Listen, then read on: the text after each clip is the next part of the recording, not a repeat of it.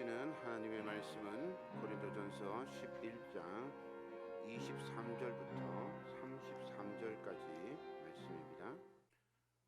내가 너희에게 전한 것은 주께 받은 것이니 곧 주 예수께서 잡히시던 밤에 떡을 가지사 축사하시고 떼어 이르시되 이것은 너희를 위하는 내 몸이니 이것을 행하여 나를 기념하라 하시고 식후에 또한 그와 같이 잔을 가지시고 이르시되 이 잔은 내 피로 세운 새 언약이니 이것을 행하여 마실 때마다 나를 기념하라 하셨으니 너희가 이 떡을 먹으며 이 잔을 마실 때마다 주의 죽으심을 그가 오실 때까지 전하는 것이니라.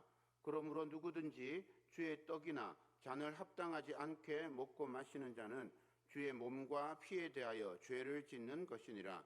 사람이 자기를 살피고 그 후에야 이 떡을 먹고 이 잔을 마실지니 주의 몸을 분별하지 못하고 먹고 마시는 자는 자기의 죄를 먹고 마시는 것이니라. 그러므로 너희 중에 약한 자와 병든 자가 많고 잠자는 자도 적지 아니하니 우리가 우리를 살폈으면 판단을 받지 아니하려니와 우리가 판단을 받는 것은 주께 징계를 받는 것이니 이는 우리로 세상과 함께 정죄함을 받지 않게 하려 하심이라. 그런즉 내 형제들아 먹으러 모일 때에 서로 기다리라. 아멘. 오늘 할렐루야 찬양대 찬양에 감사드립니다. 제가 오늘 종료주일이라서 박수를 안 쳤는데 오늘은 원래 더 박수를 쳐야 됩니다. 왠지 아세요?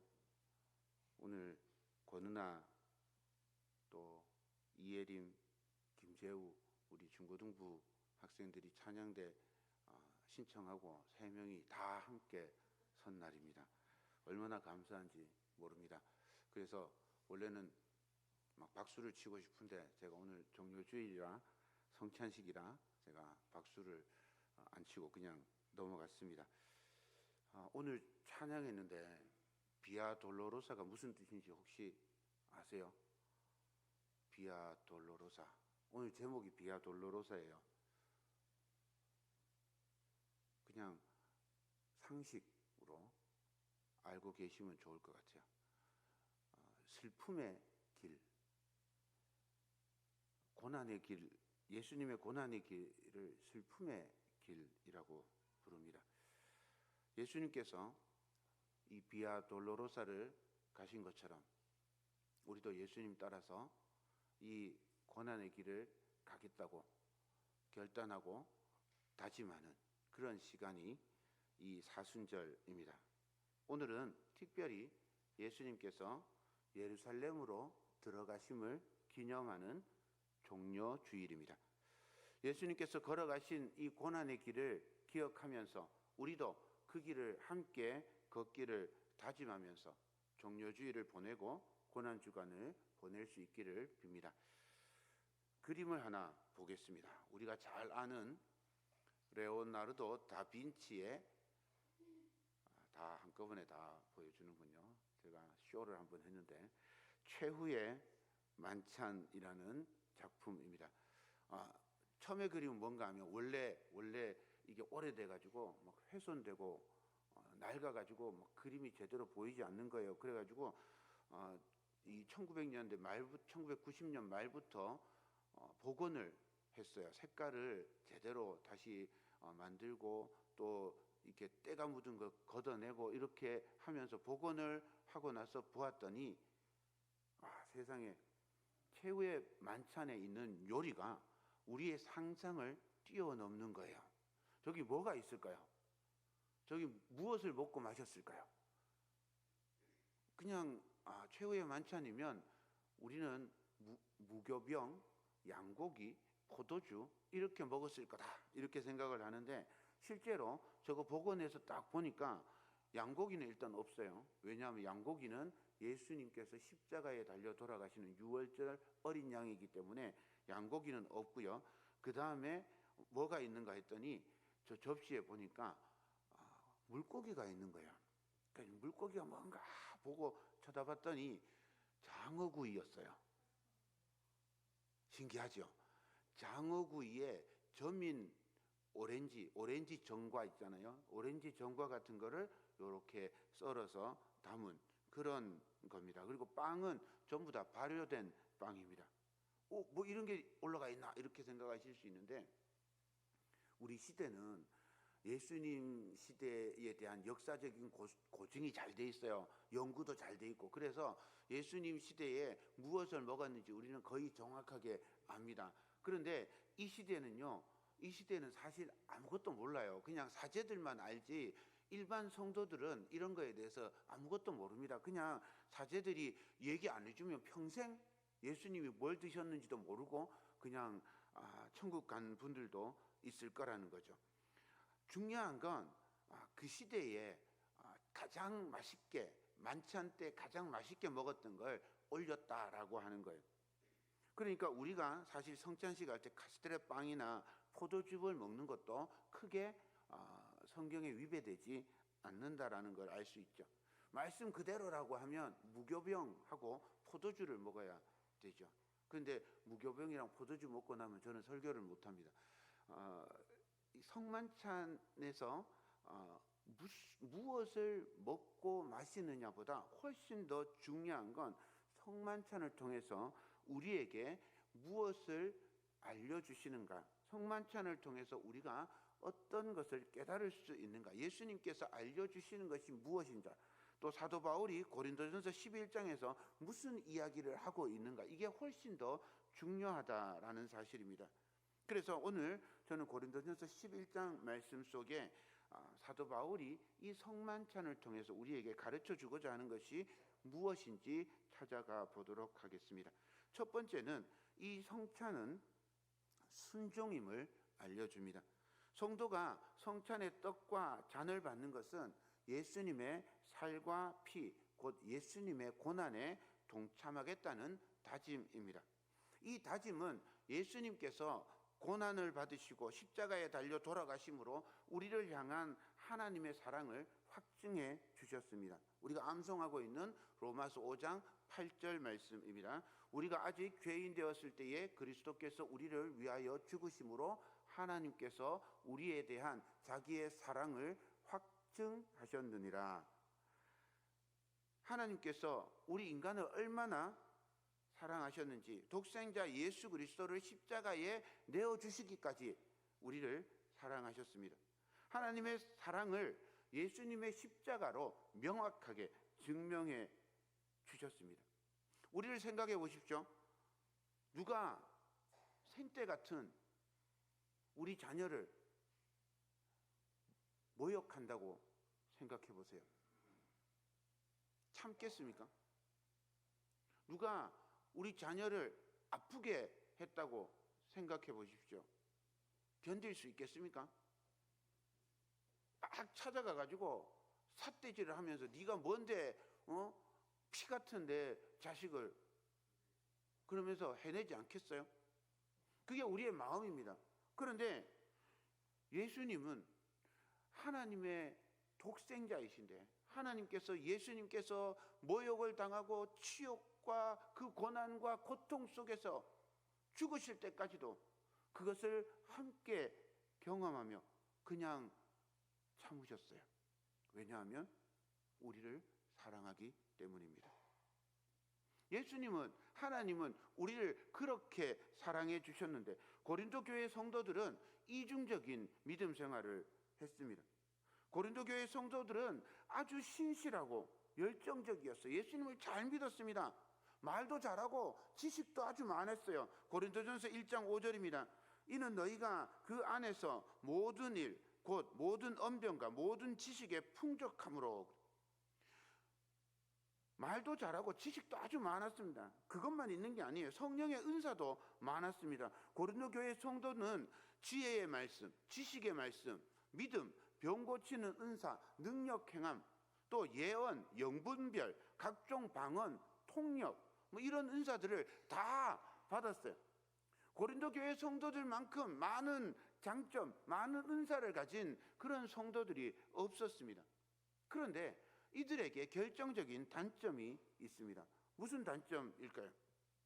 바울은 이걸 세세하게 10개나 나누어서 소개를 해줍니다. 파당, 불륜, 소송, 혼인, 우상 제물, 성찬, 은사, 부활, 헌금, 이거 다 합쳐서 요약해 보면요, 공동체를 분열시키는 사랑의 결핍, 요게 한 가지고요.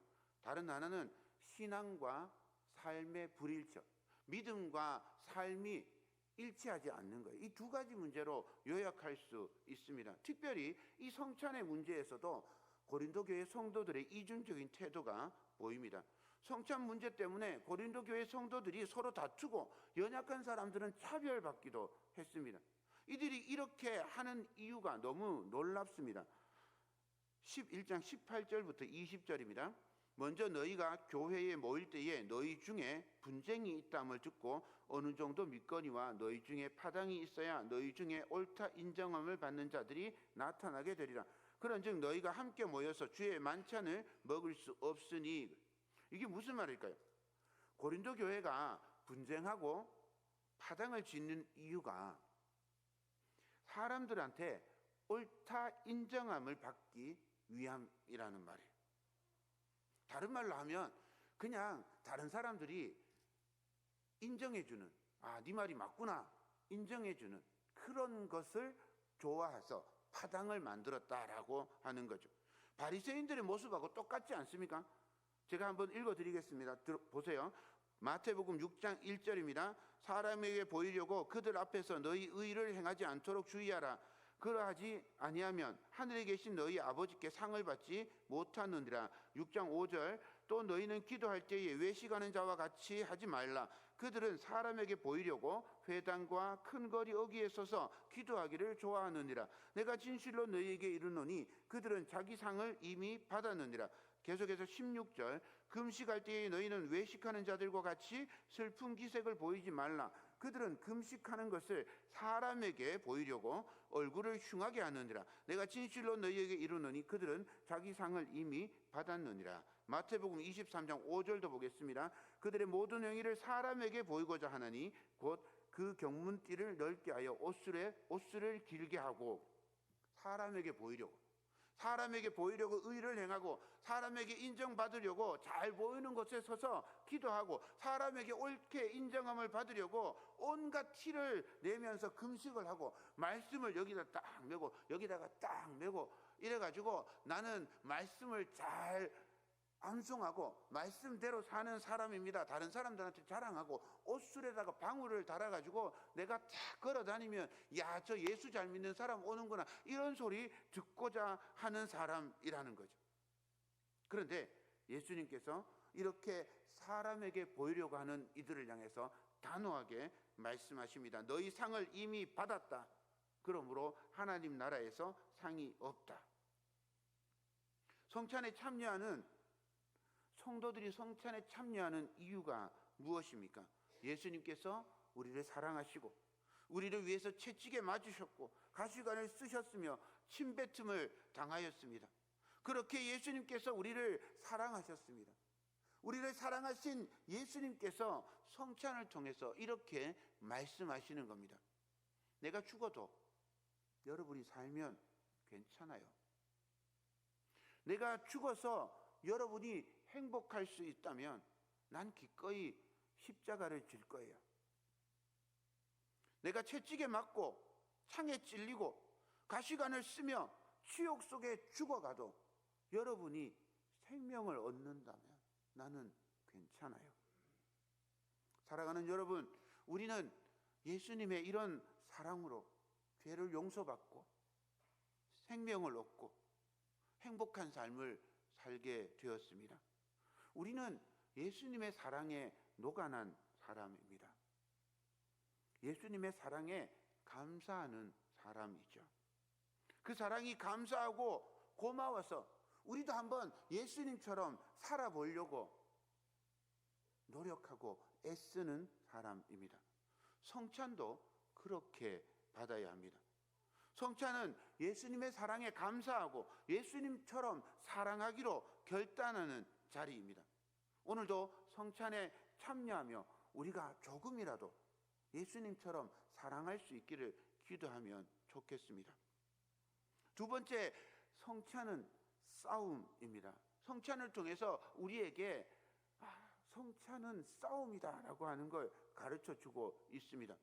바울은 성찬이 그저 한 번의 식사, 한 번의 배부름 이것을 의미하는 게 아니라 영적 전쟁이라고 가르쳐 주고 있습니다. 성찬은 사탄과의 싸움입니다. 고린도전서 11장 27절부터 29절입니다. 그러므로 누구든지 주의 떡이나 잔을 합당하지 않게 먹고 마시는 자는 주의 몸과 피에 대하여 죄를 짓는 것이니라.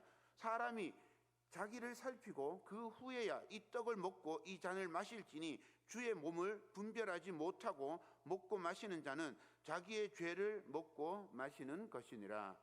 모든 예배는 영적 싸움입니다. 우리를 가장 소중하게 여기시고 우리를 최고로 사랑하셔서 독생자 예수 그리스도를 보내주신 하나님을 우리도 가장 소중히 여기고 가장 사랑하는 시간이 예배입니다. 예수님을 사랑하지 않는다는 게 아니에요. 예수님을 소중하게 여기지 않는다는 말이 아닙니다. 이 성찬을 통해서, 이 예배를 통해서 우리가 가장 사랑하는 분이, 가장 소중하게 여기는 분이 예수님인가라고 하는 것을 결정하는 시간이 예배이고 또 성찬이라고 하는 사실입니다. 예배는 우리 삶에 무엇이 중요한지 결정하는 시간입니다. 우리의 생각, 우리의 뜻, 우리의 마음이 원함을 우리의 마음대로 예배하는 시간이 아니라 하나님의 뜻, 하나님의 생각, 하나님의 원함에 우리가 순종하기로 결단하는 시간입니다. 사도 바울은 성찬에서도 이 싸움이 일어난다고 가르쳐 주고 있습니다. 자신을 살필 것을 권면합니다. 여기 살핀다라고 하는 말은요, 믿을 만한지 시험해 본다라고 하는 말이, 우리 자신이 참으로 성찬을 받을 만한지 우리 자신을 시험하고 조사하고 살펴보라는 말입니다. 그런데 어떤 부분을 조사하고 살펴보라는 것일까요? 주님의 떡과 잔을 합당하게 마시는 일이 무엇일까요? 고린도전서 11장 21절과 22절을 보겠습니다. 이는 먹을 때에 각각 자기의 만찬을 먼저 갖다 먹음으로 어떤 사람은 시장하고 어떤 사람은 취함이라. 너희가 먹고 마실 집이 없느냐? 너희가 하나님의 교회를 업신여기고 빈궁한 자를 부끄럽게 하느냐? 내가 너희에게 무슨 말을 하랴? 너희를 칭찬하랴? 이것으로 칭찬하지 않노라. 함께 예수 그리스도를 주님으로 고백하는 교회 공동체는 예수님의 사랑을 따라서 사랑하는 공동체입니다. 예수님께서 구원해 주신 은총에 감사하고 예수님을 따라 사랑하는 사람이 성도입니다. 교회는 온통 사랑으로 가득하고 사랑으로 시작해서 사랑으로 끝나야 하는 공동체입니다. 그런데 고린도 교회는 파당을 지어서 자기와 친분이 있는 사람이 성찬을 먹을 수 있도록 챙겨줍니다. 자기하고 친하고 같은 파당이면 먹을 것을 남겨두고 챙겨줍니다.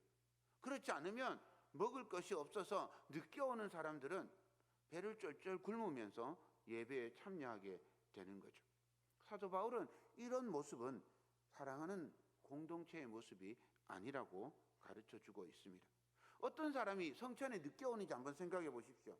일이 많은 사람, 바쁜 사람, 늦게까지 일해야 되는 사람, 이런 사람들이 성찬에 늦을 거 아닙니까? 초대교회에서 이런 사람들은요, 종이나 하인이나 품꾼 같은 사람들입니다. 여유 있는 상류층 사람들은 모임에 일찍 오죠. 그리고 먼저 와서 자기들끼리 다 먹고 마십니다. 또 자기 파당인 사람들은 좀 늦게 와도 챙겨놔요. 그런데 종이나 하인들은 챙겨줄 사람도 없고 자기가 늦게 옵니다. 그러니까 오고 나면 먹을 게 아무것도 없는 거예요. 그래서 쫄쫄 굶으면서 그렇게 예배에 참석하는데, 문제는 그렇게 예배에 참석하는 사람들이 부끄럽고 업신여김을 당해서 마음이 편하지 못하게 예배를 드린 거예요. 다른 사람들은 배가 불러서 트림하고 있는데 이 늦게 온 사람들은 배에서 꼬르륵 소리가 나고 있어요. 얼마나 부끄럽게 예배를 드리고 있는 거죠. 이거 예수님의 사랑과 거리가 멀다라고 그렇게 가르쳐주고 있는 겁니다. 예배에서 세상의 가치와 하나님의 가치를 주고 무엇이 더 중요한지, 우선순위가 어디에 있는지 결단하라고. 성찬 앞에서 우리가 참으로 낮은 자리, 겸손한 자리로 내려갈 수 있는지를 치열하게 싸우라고 우리에게 가르쳐 주고 있습니다. 조금만 방심하면 사탄의 유혹에 넘어가기 때문입니다. 그러므로 사탄의 유혹에 넘어지지 않도록 늘 우리 자신을 살피고 성찬과 예배에 참여해야 합니다.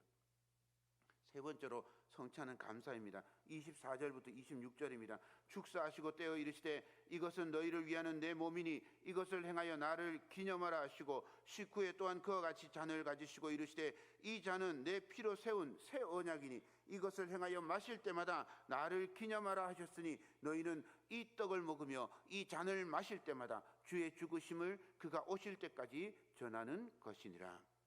성찬은 우리에게 살과 피를 주신 예수님의 사랑을 기억하고 예수님께 감사하고 사랑하며 예수님의 십자가 사랑을 전하기로 결단하는 시간입니다. 성찬은 우리를 구원해 주신 하나님의 은혜에 화답하는 시간입니다. 감사하고 사랑하고 감사하고 화답하고 감사하고 보답하는 시간입니다. 우리가 무엇을 드리면 우리를 구원해 주신 주님의 은혜에 보답할 수 있겠습니까? 우리가 무엇을 하나님께 드리면 그 사랑에 화답하는 합당한 사랑을 드릴 수 있겠어요? 어떤 것, 어떤 행위로도 보응할 수 없습니다. 그렇지만 예수님의 사랑이 너무 감사해서 가만히 있을 수가 없어요. 그래서 우리는 주님 앞에 나와서 예배하고 주님을 찬양하고 경배하는 겁니다. 주님의 사랑이 참으로 고맙고 감사해서 예수님의 사랑을 전파하는 겁니다. 300데나리온이나 하는 아주 값비싼 향유를 깨뜨려서 예수님의 발을 씻긴 마리아가 300데나리온이 귀한 걸 왜 모르겠습니까? 그런데 예수님의 사랑이 너무 감사해서 기꺼이 기쁘게 예수님의 발에 부어 드린 것입니다. 사랑하는 여러분, 우리는 모두 예수님의 사랑에 감사하여 이 자리에 왔습니다. 이제 성찬을 행할 텐데 이 성찬을 통해서 십자가에서 우리를 구원하신 예수님의 그 사랑과 은혜로 새 생명을 얻었음을 다시 한번 생각하기를 소망합니다. 이 성찬을 통해서 우리는 예수님의 사랑에 감사하고 전파하는 사람인 것을 기억하기를 소망합니다. 이 성찬을 함께 먹고 마심으로 우리가 사랑의 한 공동체임을 기억하고 더욱 사랑하며 살기를 결단하는 시간 되기를 소망합니다.